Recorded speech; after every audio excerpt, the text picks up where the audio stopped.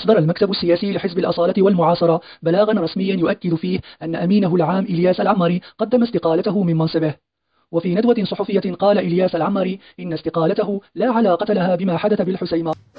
أما علاقة هذا الشيء بالحسيمة لا علاقة له بالحسيمة، والحسيمة جاوبت عليها مزيان لا في التلفزيون لا في الصحافة، مشيرا إلى أنه فخور بانتمائه للحسيمة وللريف. أنا فخور بانتمائي إلى الحسيمة، أنا فخور بانتمائي للريف، أنا فخور بانتمائي لقبيلتي توريا، وفخور حتى إلا كانوا هذوك الناس سبوني أنا فخور. واعتبر العمري أن الملك منذ 18 سنة وهو يخطب خطابات قوية وواضحة، لكن دون أن نرى للأسف أي تفاعل.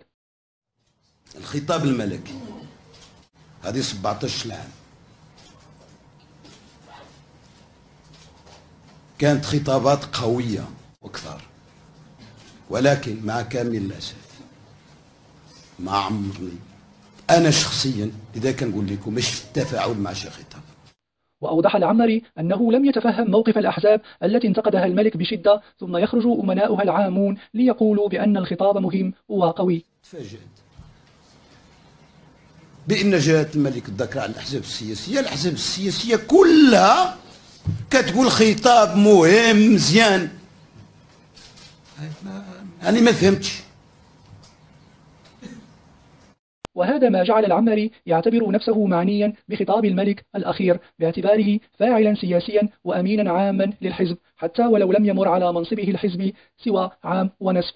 حتى واحد ما قال أنا معني، أنا كنقول لكم أنا معني، أنا معني ولو عام ونص. وهكذا يمكن اعتبار استقالة العمري ضربة قوية لخصمه عبد الإله بن كيران الذي لا زال يبحث عن ولاية ثالثة على رأس حزب العدالة والتنمية، حتى ولو تطلب الأمر تعديل النظام الأساسي للحزب.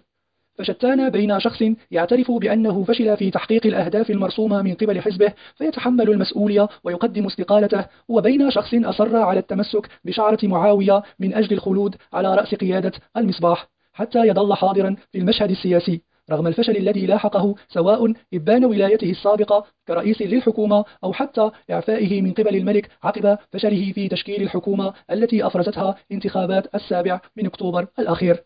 وهكذا يمكن اعتبار أن العمري كان ذكيا في التقاط الرسائل الواضحة التي جاءت في خطاب العرش الأخير، لذلك بادر إلى تقديم استقالته من مهامه كأمين عام لحزبه في تحد كبير لنظرائه في الأحزاب الأخرى الذين عمروا طويلا دون أن يزحزحهم لا قانون ولا حتى قواعد أحزابهم من أماكنهم.